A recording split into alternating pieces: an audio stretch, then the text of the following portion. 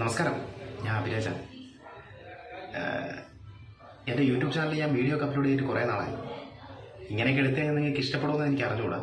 പക്ഷേ പച്ച മത്സ്യം തരുന്നത് എങ്ങനെ, അതാണ് നമ്മളിവിടെ കാണിക്കാൻ പോകുന്നത്. പിന്നെ വേറെ കുറേ കാര്യങ്ങളൊക്കെ പറയാനുണ്ട്. ഇതൊരു തുടക്കം മാത്രമല്ലേ, അപ്പം വെറുതെ ഒന്ന് അപ്ലോഡ് ചെയ്യാമെന്ന് വിചാരിച്ചു.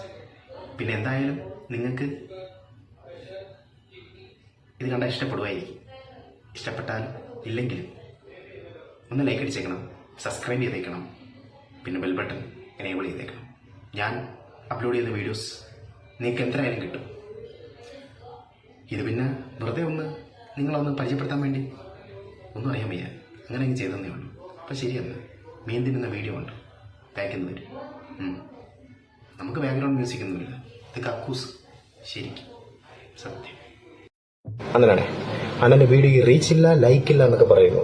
അതുകൊണ്ട് നമ്മളിന്ന് ഭയങ്കര സാഹസികത ഏറ്റെടുക്കാൻ പോകണം. പച്ച മത്സ്യം എങ്ങനെ പച്ചയ്ക്ക് കഴിക്കാം, ഇതാരും അനുകരിക്കരുത്, എനിക്ക് അനുകരിക്കാം. നമുക്ക് നോക്കാം പച്ച മത്സ്യം എങ്ങനെ പച്ചയ്ക്ക് കഴിക്കാം. അതിനെ കഴുകരുത്, ഫ്രഷാണ് സാധനം, കഴുകാതെ തിന്നണം. കാണിച്ചുതരാം നമുക്ക് എല്ലോട്ടോ.